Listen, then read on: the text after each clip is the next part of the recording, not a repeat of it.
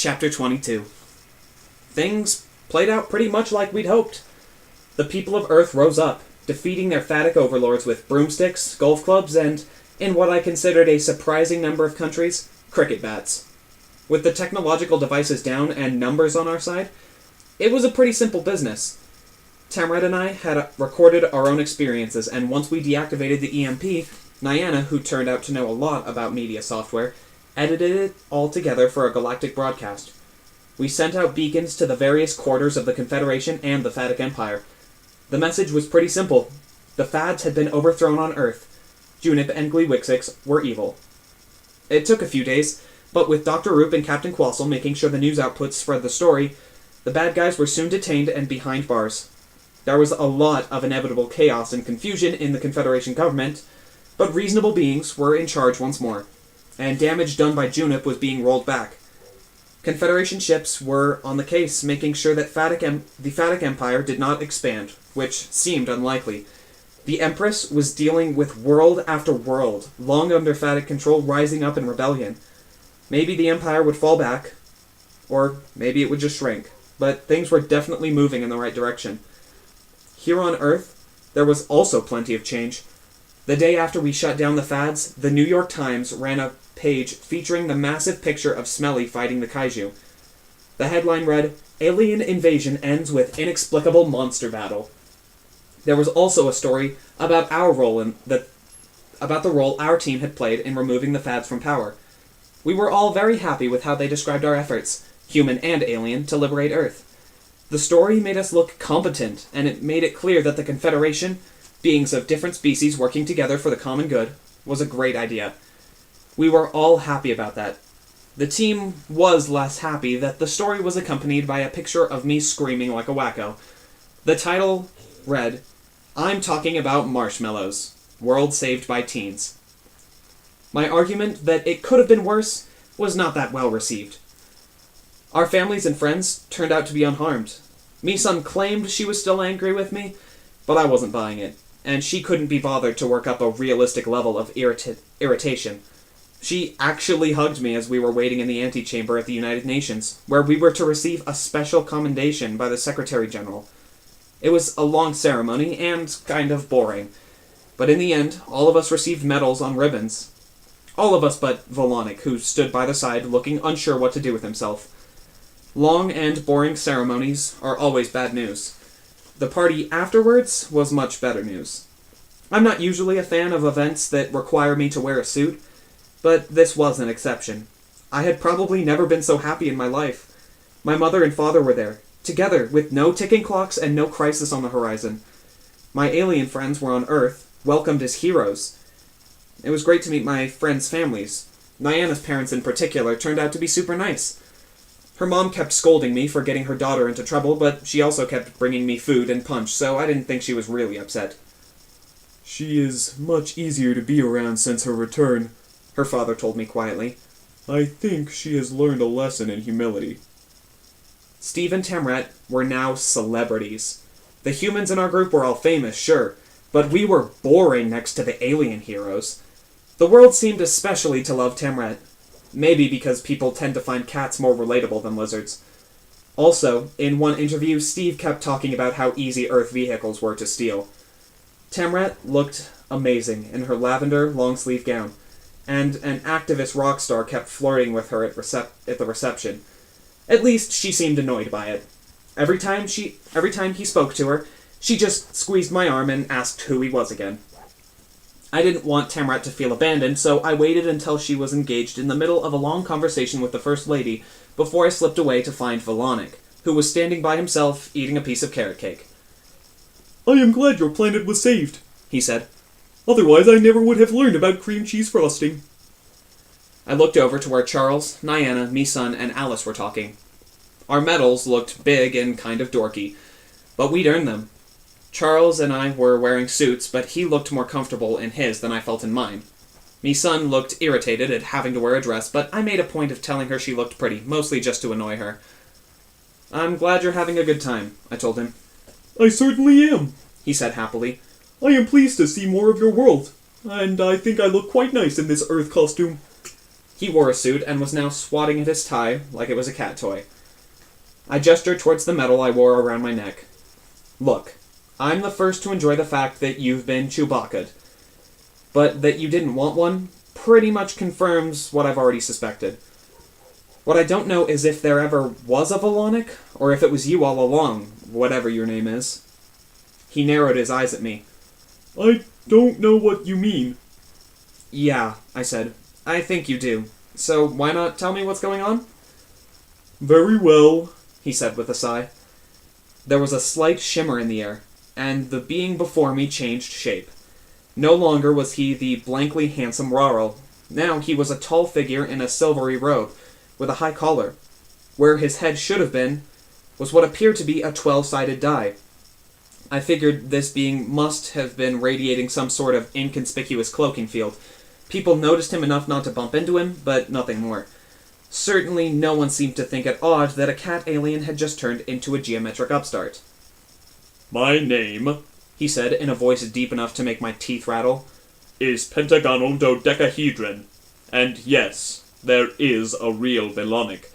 He remains on the world where you met convex icosahedron. We have offered to return him to his home planet, but he has discovered contentment, tending to our population of nerfs. Volonic had become a nerf herder. My recent sense of the universe being a just place was not shaken by the news. Why did you decide to impersonate him? We find the elements of chaos you and your friends create and inhabit to be particularly entertaining. We wished to observe and augment. You wanted to make our lives more difficult? I said. Perhaps. More interesting. More challenging, I should say, though I will point out at times my arguments paved the way for you to pursue your own schemes. You rose to those challenges quite amusingly. Thanks, I said. So, you guys are formers, is that right?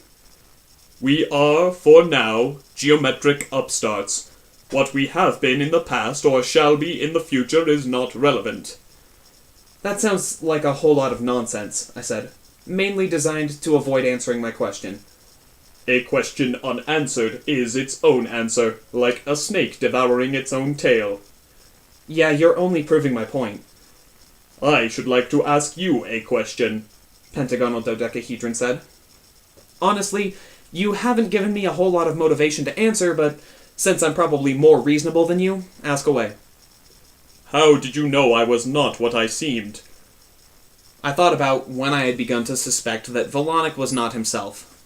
Well, killing those fads on Planet Pleasant added to my suspicion, but the real giveaway was the business about speaking names at the end of sentences. I noticed that after Volonic asked to be shown to his room, when he came back, he seemed kind of relaxed, but the real Volonic always loves an opportunity to be all fancy and follow form. Honestly, it was a completely made-up rule meant to annoy others, Pentagonal Dodecahedron said. You'll notice I'm not doing it now. Oh. Well, I was right anyhow, I said. Being right in spite of yourself seems to be the story of your life, he said. It is one of the reasons you are so interesting to us. I should probably feel insulted, but I don't really care. Just stay out of my business from now on. We shall do so, Pentagonal Dodecahedron said, with a slight bow of his die head. Until it amuses us to do otherwise.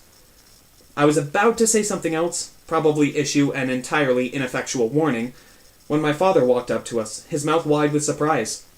I don't believe it, he shouted. Pentagonal Dodecahedron. Uriah Reynolds, Pentagonal Dodecahedron answered, equally excited. The two of them fist-bumped. Your father taught me that gesture, Pentagonal Dodecahedron said. This is the guy, my father said. He's the one who saved my life and brought me to Confederation Central. I complained about being abducted at the time, but he didn't seem to care too much, and I guess, when you think about it, it all worked out for the best. If he hadn't alien abducted me, the Fads would still be on the verge of defeating the Confederation. Wait a minute, I said. Things were clicking into place. These geometric upstarts. My father cut me off. I love that name. It's like they're a math gang or something.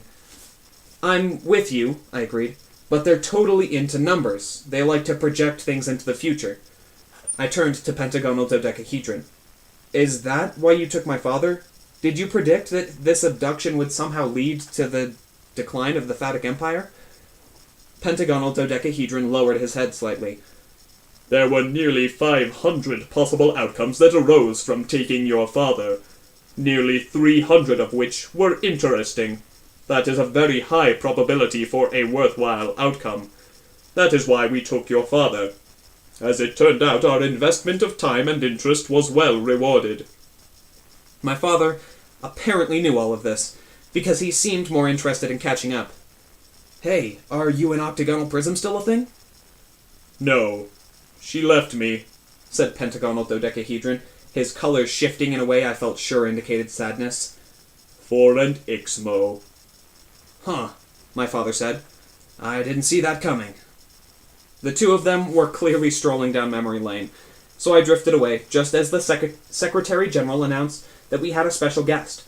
The new ambassador for the Confederation of United Planets had, moments earlier, arrived on Earth, and wanted to come directly to this gathering. Steve walked up to me, flicking his tongue suspiciously at a plate of hors d'oeuvres. He hadn't bothered to try and fit into the Earth fashion and was wearing one of his usual tunics.